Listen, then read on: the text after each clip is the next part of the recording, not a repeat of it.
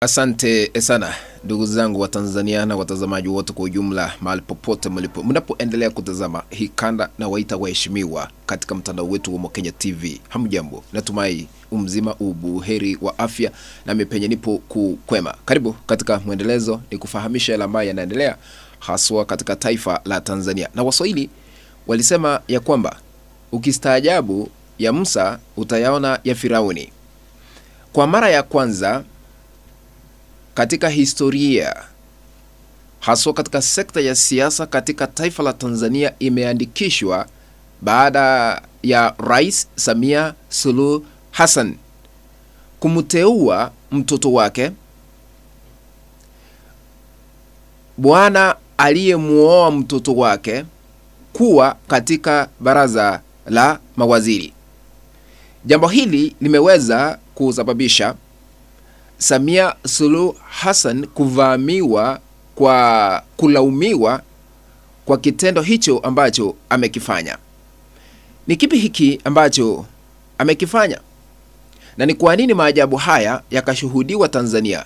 Rais anamteua mtoto wake na yule ambaye amemuoa mtoto huyo wanachaguliwa katika baraza la mawaziri. Kabla nikufahamishe ni nani na nani na ni kwa nini aliamua kufanya hivyo, naomba kushukuru wote ambao mnatazama hii kanda mahali popote mlipo, mzidi kubarikiwa. Lakini kwa heshima na taadhima unapoendelea kutazama hii kanda, tukabidhi like, na ikiwa hauja subscribe na kuomba tu ukaweze kusubscribe. Kuna kitufe hapa chini kimeandikwa subscribe, bonyeza hicho kitufe ili kubadilishiwa na kuandikiwa subscribed. Kando kuna kengele, bonyeza kengele ili kupata kanda zote pindi tu tunapoziweka katika mtandao wetu wa Mokenya TV. Sambaza hii kanda ukimaliza kutazama kwa grupu moja ama 2 3 katika mtandao wa WhatsApp ili tuendelee kujulisha wengi tena zaidi.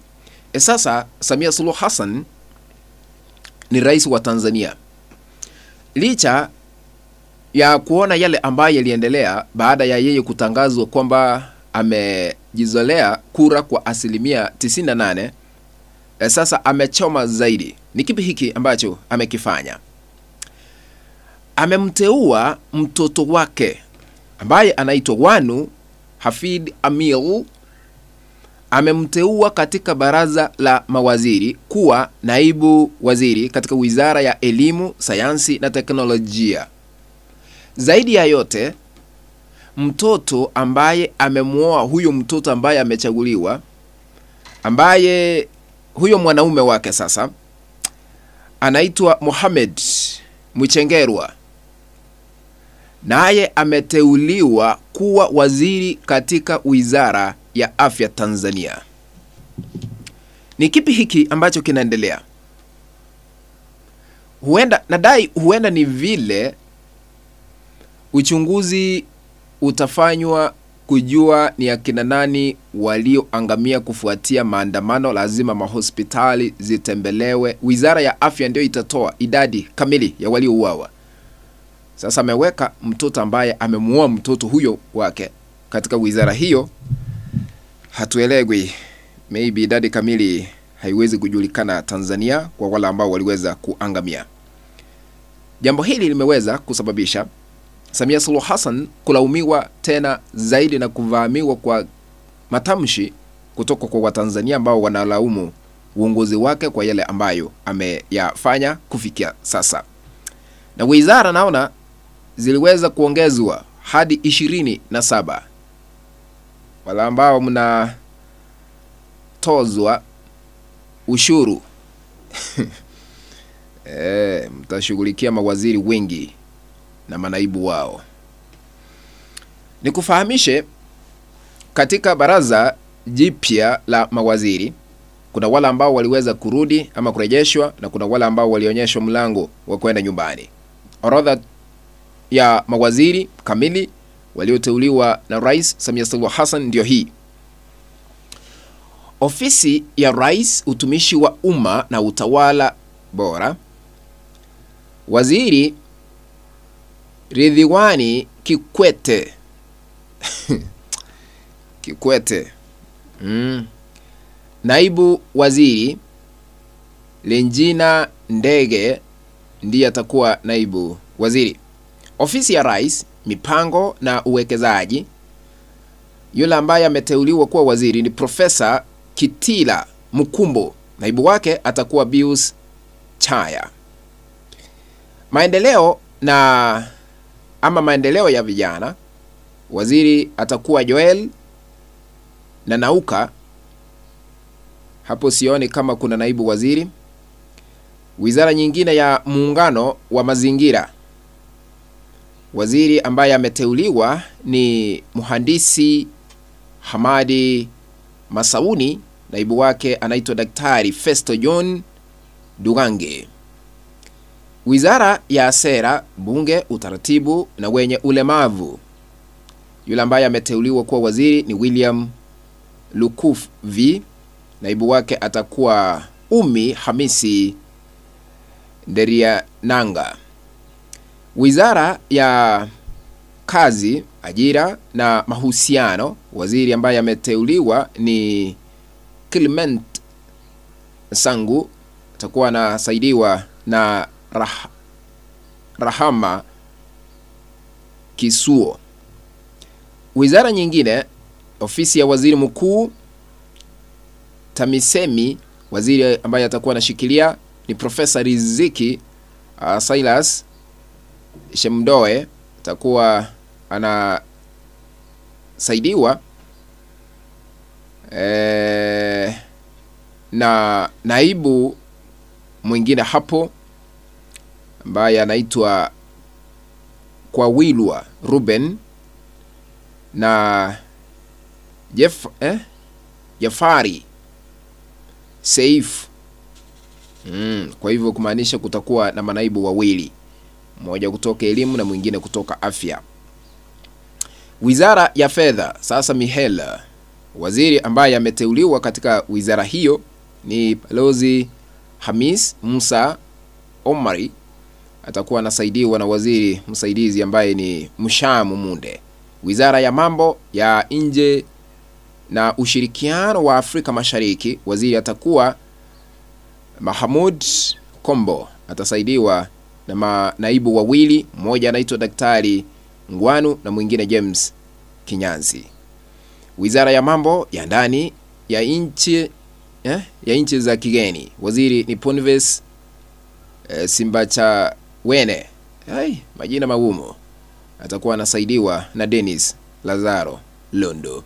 Wizara ya kilimo, waziri Daniel Chongolo atakuwa anasaidiwa na David Silinde. Wizara ya maji, waziri ambaye ameteuliwa ni Jumaa Aweso. Atasaidiwa na Kundo Matthew. Wizara ya ulinzi na jeshi la kujenga taifa, ambaye ameteuliwa kwa waziri ni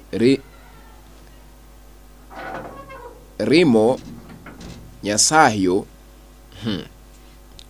Majina magumu. Nyasaho. Wizara ya ujenzi, waziri atakuwa Abdalla Ulega. Atakuwa anasaidiwa na Godfrey Msonge. Wizara ya uchukuzi, hiyo ni transporti, ambaye atakuwa waziri ni Profesa Makame. Atasaidiwa na David Kihenzire. Wizara ya viwanda na biashara, waziri ni Judith Kapinga. Atakuwa anasaidiwa na Katambi. Itakuwa na harakisha kwa sababu muda umeyoyoma. Wizara ya mawasiliano na teknolojia ya habari, ni Angela Kairuki. Naibu wake ni Mukama. Wizara ya maendeleo na jamii, ambaye ameteuliwa hapo ni waziri Doroth. Atakuwa anasaidiwa na yule amnaitwa Mahundi. Wizara ya afya, Mohamed Mchengerwa, ambaye ni mtoto ameoa mtoto wa Samia Suluhu Hassan. Yeye ndiye waziri hapo. Atakuwa anasaidiwa na Florence George. Na wizara ya elimu, sayansi na teknolojia, waziri atakuwa Profesa Mkenda. Atakuwa anasaidiwa na mtoto wa Samia Suluhu Hassan ambaye anaitwa Wanu Ameir. Wizara ya ardhi, waziri atakuwa Leonard Douglas. Atakuwa anasaidiwa na Kaspar Muya. Wizara ya maliasili na utalii, waziri atakuwa Shetu Kijaji. Atasaidiwa na waziri naibu anaitwa Habad Hassan Chande. Wizara ya habari, Profesa Kabudi atakuwa waziri, atakuwa anasaidiwa na manaibu wawili, mmoja anaitwa Hamisi na mwingine Paul Makonda. Wizara ya mifugo na uvuvi, waziri atakuwa anashikilia wadhifa huo anaitwa Balozi Kakulwa, atasaidiwa na Ngwasi Kamani. Wizara ya madini, waziri atakuwa Anthony Mavunde, naibu wake atakuwa Kiruswa. Wizara ya nishati, waziri ambaye ameteuliwa ni Deogratius, atasaidiwa na Salome Makamba. Wizara ya katiba na sheria, waziri ambaye atakuwa anashikilia hapo anaitwa Juma na atasaidiwa na yule anaitwa Zainab Adhumani. Sasa Ikulu imethibitisha kuwa mawaziri wote na manaibu wao wanatarajiwa kuapishwa tarehe 18 ni leo. Yes, katika hafla itakayofanyika jijini Dodoma. Ni uamuzi wa Rais Samia Suluhu Hassan na hakuna yule ambaye atapinga kulingana na sheria za Tanzania. Hayo ndio yaliendelea na sasa hao ndio mawaziri na manaibu wao ambao sasa watakuwa wanashikilia afisi hizo kwa miaka 5 ijayo ikiwa hakutakuwa na mabadiliko hapa katikati. Wizara ni 27. Ushuru itakuwa inatumika nyingi tena zaidi. Tukutane katika kanda ambayo nitaitengeneza hapo baadaye. Lakini je, unaunga mkono baraza hili jipya la mawaziri? Niandikie katika sehemu ya maoni, ndio ama la. Let's meet in the next video. Bye bye.